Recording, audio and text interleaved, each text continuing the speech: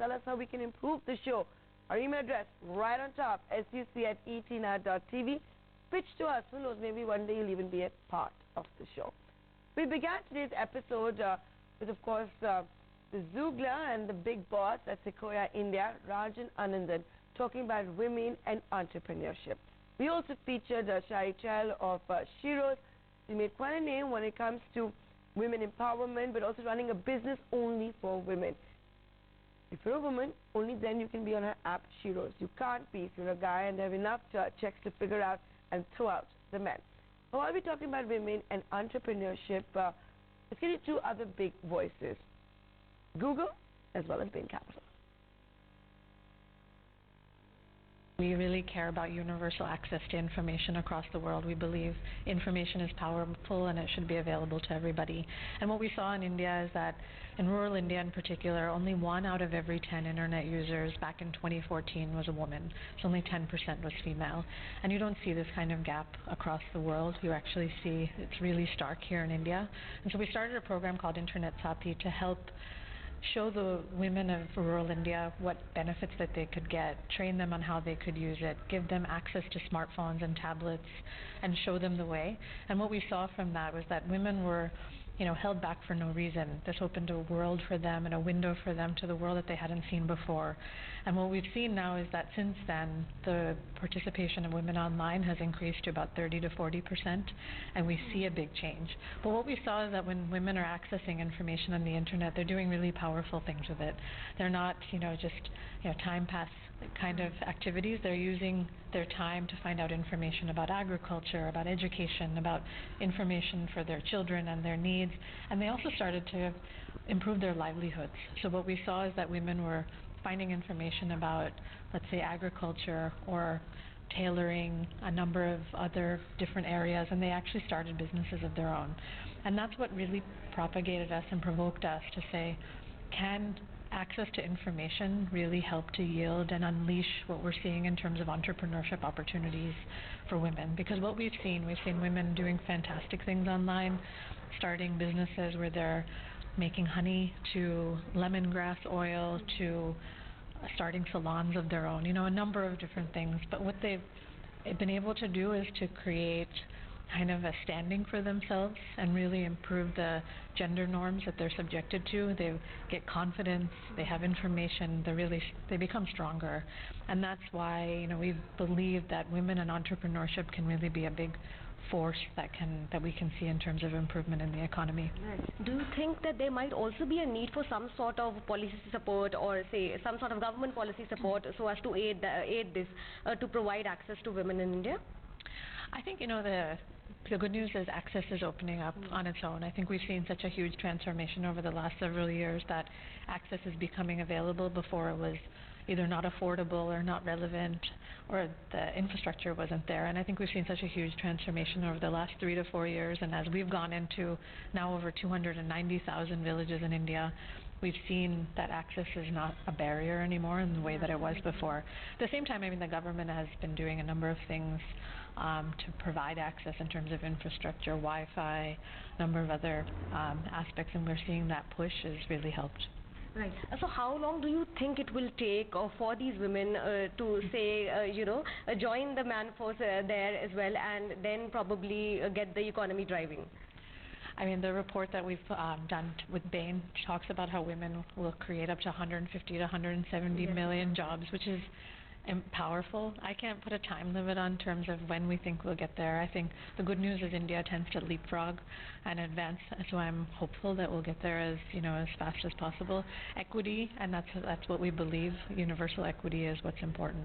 It's going to take time. We're just starting. I think today's report was really just a step in the right direction to say what can we do, how do we do that, what are the barriers that we need to overcome, and so it's just a step, one step forward. Right. If we talk about the Indian economy, then right now we have a finance minister who's a woman, and it's the first time that India has a full-time finance minister, a woman, Mrs. Nirmala Sitharaman. So do you think we have already started taking baby steps towards the kind of dream that you have right now? Yeah, she presents an incredible role model for many, and I think ultimately role models are what the world needs to see, what India needs to see. So of course that's a step in the right direction, and we're hopeful. All right. A quick last question. What is the best advice that you have got as a woman in your career so far? I think the best advice I've heard is sometimes we hold ourselves back as women, that it's not just society, it's not just infrastructure, it's not all of the barriers that are presented before us. It's actually sometimes ourselves that hold us back, and so sometimes you need to get the voices in your head that tell you shouldn't move forward and you need to dismiss them. The best advice is, I say, like, stop the voices in your head and just move forward. Women are playing a very crucial role in India, so they've actually taken the plunge. I do believe that where there is huge opportunity for improvement is in their participation in paid formal work. In that respect, I think there are a number of factors that are holding women back, and I think it'll be the first one is in a cultural context. I think we're only now starting to elevate the dialogue on the importance of women and their inclusion in the economy. I think even today, for most of India, it is not something that is emphasized from the time women start, from the time they're adolescents, from the time they're even in undergraduate or business schools. It's not really spoken. It's not really emphasized the way it should, and I say women are contributing despite that today, and women are contributing heavily despite that. I think the second thing around what is holding women back as entrepreneurs is the fact that I think there has to be we cannot apply a broad brushed approach. We have to apply a very nuanced approach to different segments of entrepreneurs. The needs of a hyper-scaling entrepreneur in urban India are very different from the needs of a rural agripreneur. They're both equally important, and they both have to be looked at as entrepreneurs, but the solutions will need to be different.